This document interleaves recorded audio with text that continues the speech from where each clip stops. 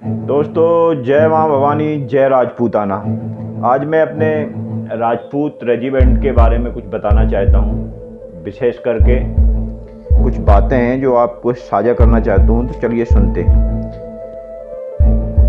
बीते दिनों एक विशेष अवसर पर 27वें राजपूत रेजिमेंट के अफसरों के साथ उनका रेजिंग डे मनाने का मौका मिला। 27वीं राजपूत रेजिमेंट का नाम 1999 में भारत पाक कारगिल युद्ध से जोड़ा जाता है।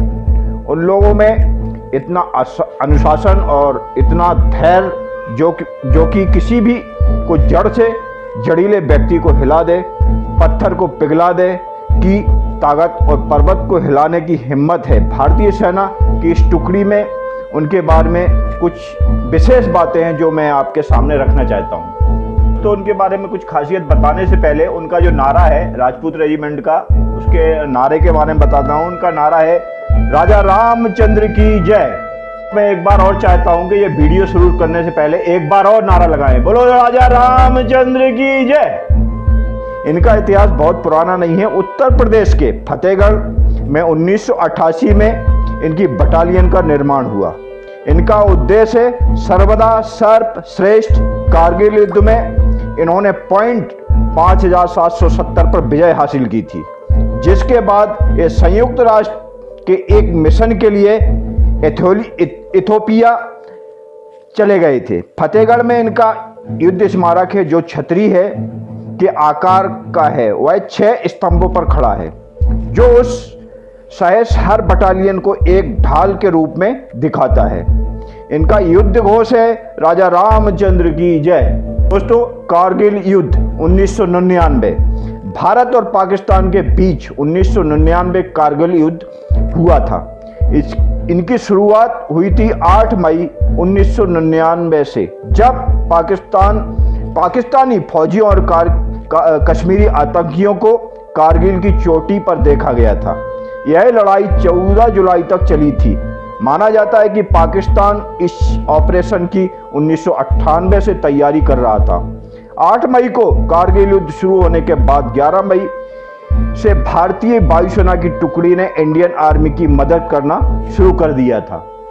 पॉइंट 5770 की कहानी बताता हूँ। जनरल बीपी मलिक ने अपने किताब कारगिल में लिखा है कि चलुंग ला का पास ग्योग ला पास और एनजे 9842 के बीच में है, जिसका पूर्वी भाग भारत के और पश्चिमी भाग पाकिस्तान के पास आता है।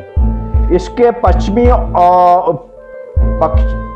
ओर पर ही पॉइंट 5770 है। इससे पहले भी पाकिस्तान इस पर कब्जा करने की नाकाब कोशिश कर चुका था। इस पॉइंट पर कब्जे से सियाचिन, थोइसे एयरबेस और दूसरी जगहों पर भी हमला करने में आसानी होती है। इससे भारतीय सेना की सप्लाई लाइन भी होकर गुजरती है। दोस्तों, कोई भी सैनिक शहीद नहीं हुए थे। एक और खासियत है, इस युद्ध में हमारी राजपूत रेजिमेंट का कोई भी जवान इस बटालियन का शहीद नहीं हुआ था। दिसंबर 1997 में पाकिस्तान ने इस पॉइंट पर हमले की योजना बनाई और 1998 तक वहां पर उनका कब्जा हो गया। 27वीं राजपूत बटालियन ने उस खड़ी पहाड़ियों पर चढ़ाई कर दी। 27 जून को मंगलवार के दिन इन्हें यह एहसास हो गया था कि वो दिन उन्हीं का था। दोपहर की 2 बजे हमारे सैनिक बिना किसी के ध्यान में आए ऊपर पहुंच चुके थे। पाक सैनिक इस बात से एकदम अनभिज्ञ अपने दैनिक काम में व्यस्त थे। बस फिर क्या था, आधे घंटे के अंदर पॉइंट 5770 पर भारत के कब्जे में वापस था। इसमें सबसे आश्चर्यजनक बात यह थी कि 27वीं राजपूत का कोई भी सैनिक शहीद नहीं हुआ था।